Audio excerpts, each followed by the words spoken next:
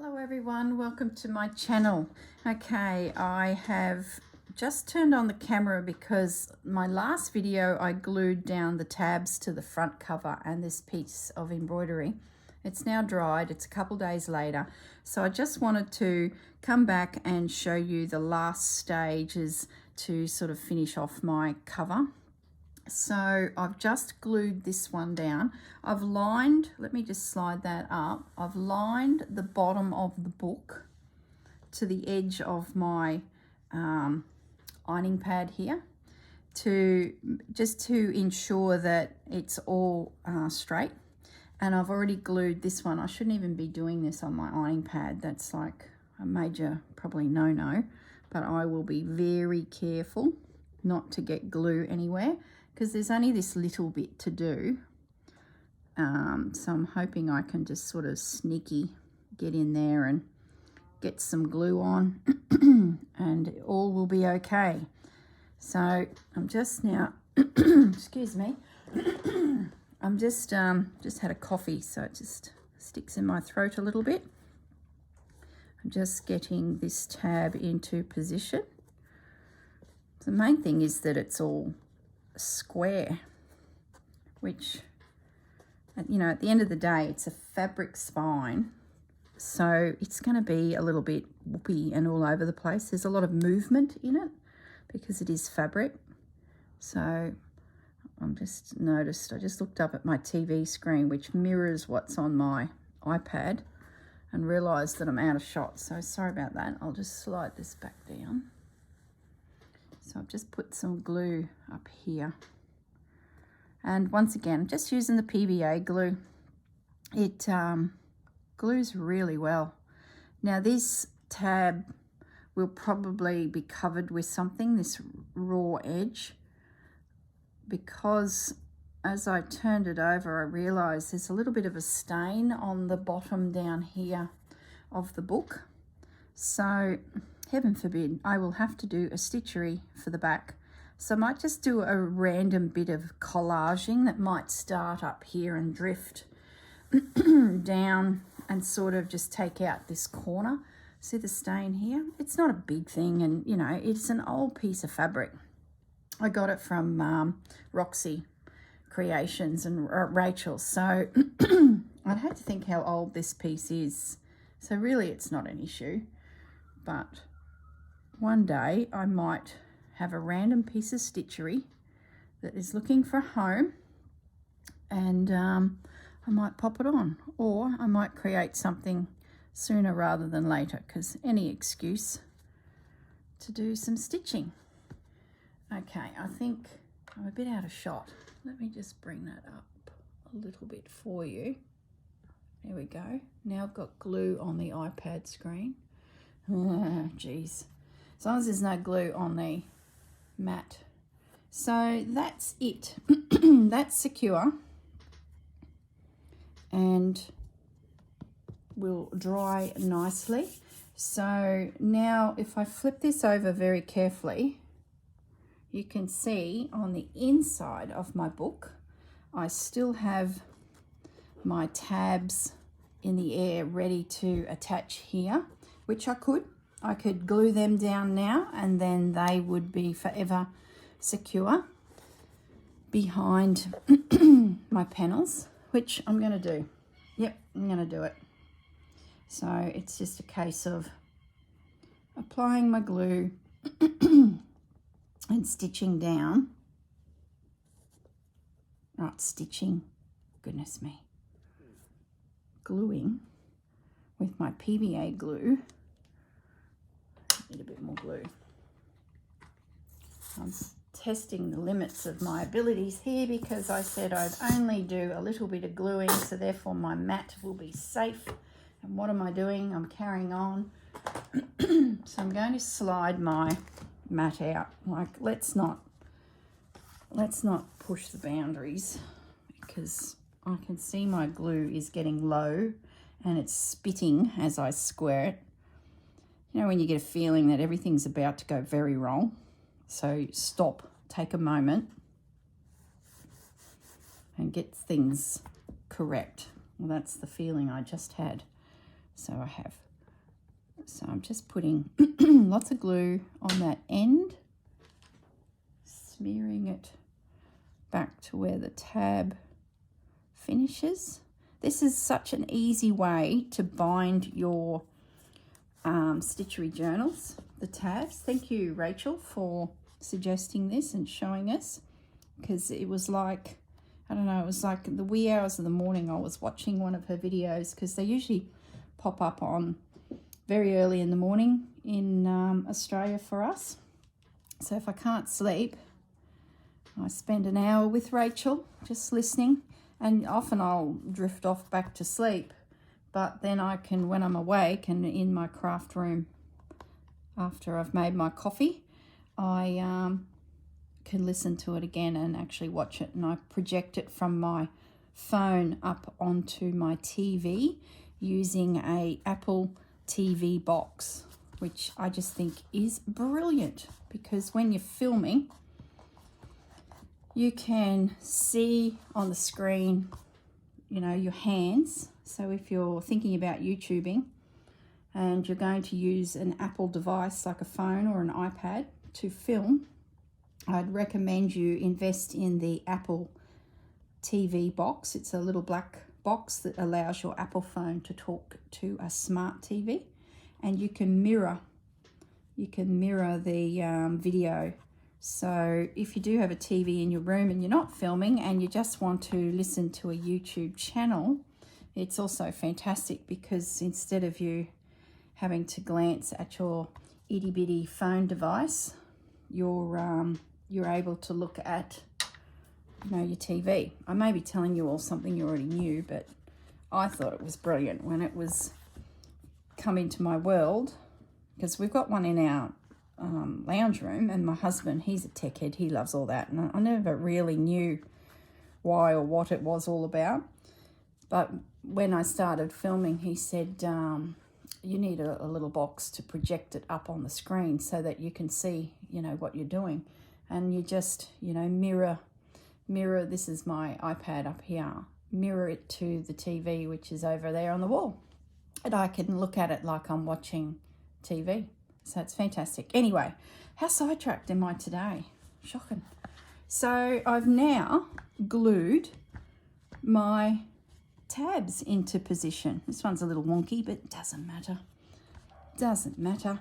So when that's dry, I will be able to now stitch my signatures in. And I have given myself probably 1/4 of an inch more than I did on my first journal. Whether that allows me to get another signature in, I doubt it, because, yeah, I'm going to predict that I still only get the 2 signatures in. But I won't stitch them yet. I'm going to wait until, where's the piece of fabric's missing? I'm missing a piece of fabric. How can this be? I don't know what I've done with it, because you need 2. That one's missing one. It's somewhere on my desk. I will wait until the stitcheries are all done, the 4 of them, because I'd hate to stitch it in. This is what happened with the first one. I stitched them all in and away I went, and then I undid them and I had to redo it. So I'm just going to leave it at that, see how these pieces develop, because if they're chunky, I will only get 2 signatures in, which is, what do we work out? That's 4, 8 pieces actually in. Is that right? 2, 4, yeah. I don't think I'd get any more than that in, but you never know. But what I can do is at least stitch the owl to that one, which I might do now, and then it's done. So I'll just pin the owl into position. Just move it away from that edge a little, the fold, and then it'll just be some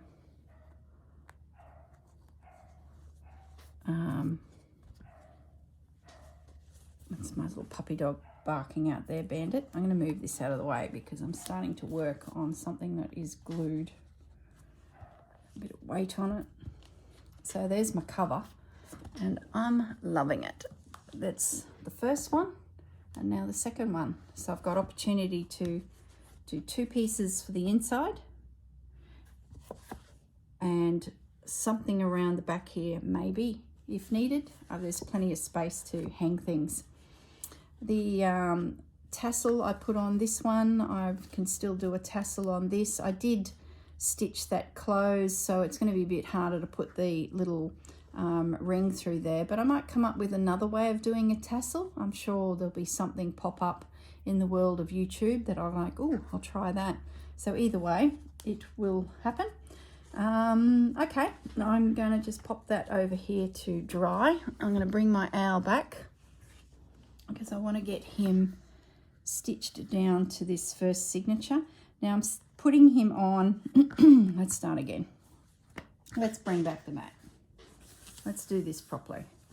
So we've got a fold there, right? And we want to see it. So I'm just creasing it. Now I'm going to open that up, and Mr. Owl is going to sit just a little bit back from the fold. Okay, just so that it doesn't crash into the spine as you open and close the book.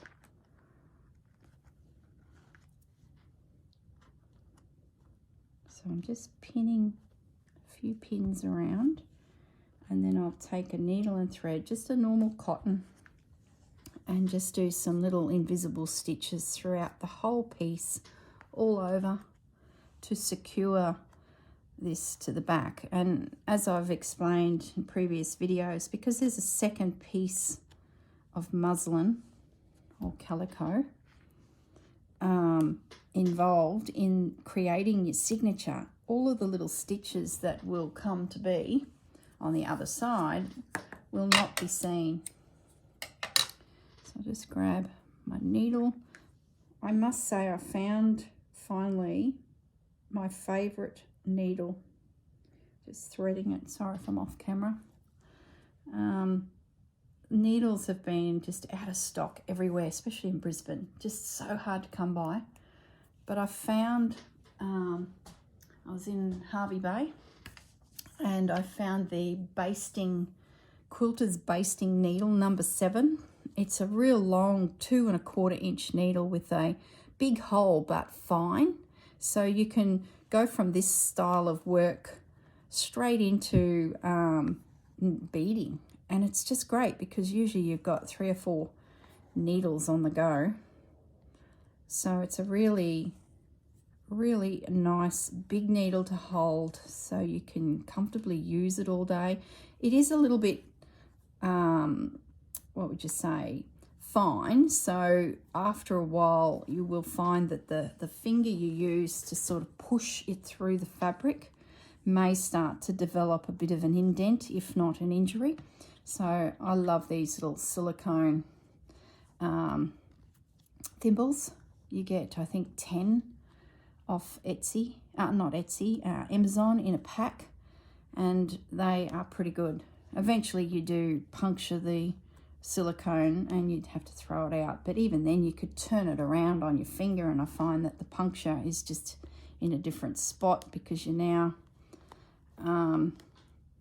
you know, your needle's catching a different location on your hand. So it's not a big thing, but you get 10 of them. They're only a small amount of money, so they're going to last me for probably 12 months, if not longer. So all I'm doing is just working my way around the perimeter, tiny little stitch this side, and then come up probably a centimetre and a bit further along, and then a tiny little stitch, and then come up a little bit further along.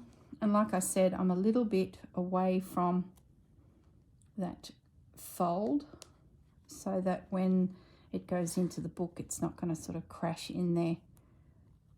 So this is how I stitch my pieces onto the pages within my journal. Pretty much everyone's doing it this way. I guess depends on how you're doing your journal, because I think Rachel's doing a concertina version. So it's a big long piece of muslin and being concertinaed together once all of the stitcheries are in place. And then the two pieces of fabric at the end, say that is your beginning and or your end, that gets stuck to the inside of the book cover. So a really good simple way of doing it too. I've never tried it. I sort of fell in love with those tabs because I thought it was a lovely way of exposing more fabrics and textiles on the inside of the journal when you're looking from the bookshelf in. So I've run out of thread. I'm just going to turn it over. So my calico is a lot smaller than the actual stitchery because I wanted to ensure that it did disappear and wasn't seen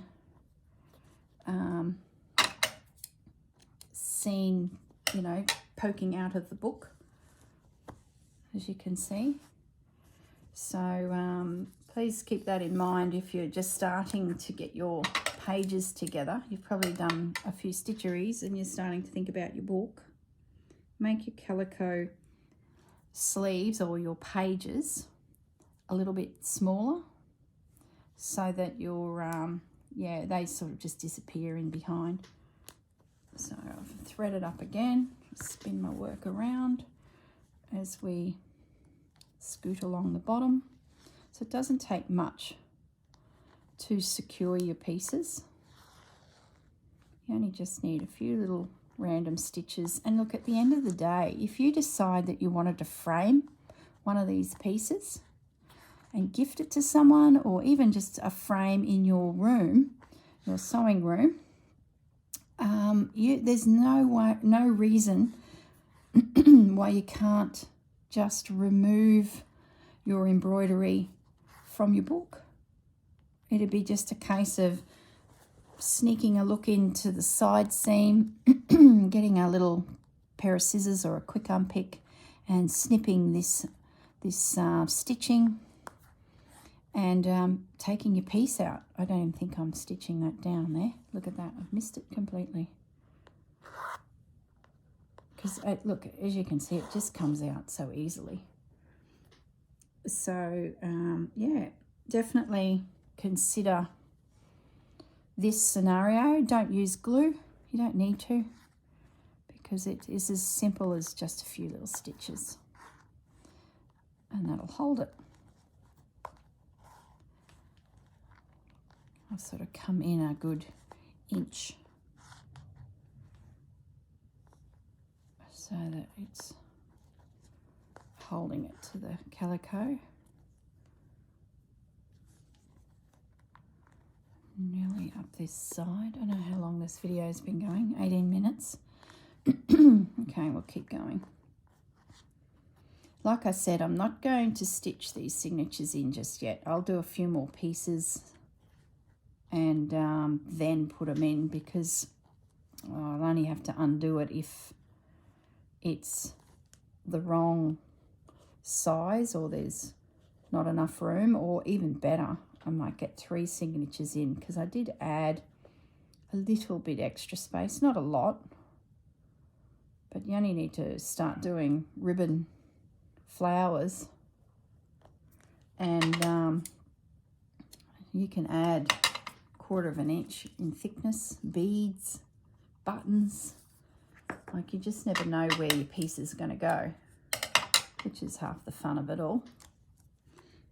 So your spine can quickly be, or your journal can quickly be a gator mouth. I don't really want that. I prefer it to sit, you know, nicely. I don't mind gator mouth journals, don't get me wrong, but it does put pressure on the spine and it could fail. And I don't want to really come back and have to redo some embroidery or redo a journal because I didn't give it enough room in the first place. Okay, so I'm just coming along the top now. You see how quick that was? Really easy to do. So don't be frightened about stitching your journal pieces all together, because it is as simple as just a few little stitches. And I love the idea that we can actually remove them if we don't like the combination we've put together. Let's say you've got two side by side and you decide they just don't complement, or, you know, I'm not really worried about that anyway. My pieces are quite random, so they just go in where they go in. But I do love the idea that we could remove the pieces and frame them at a later date. So I'm just scooting down now a little bit. I'm gonna just go right, use the end of my cotton up and go right through the center of my piece just to secure it a little bit more. Whoops, that was obviously too big of a jump. So just thread that again. It's getting a bit furry.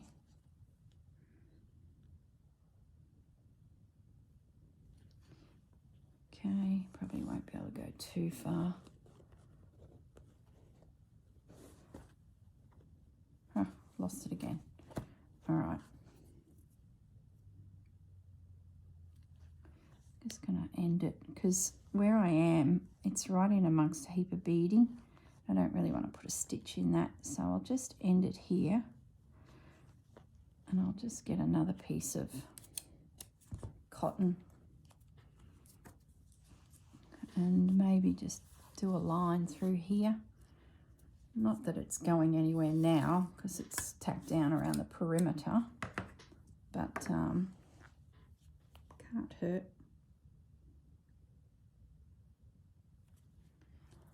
Thread my needle.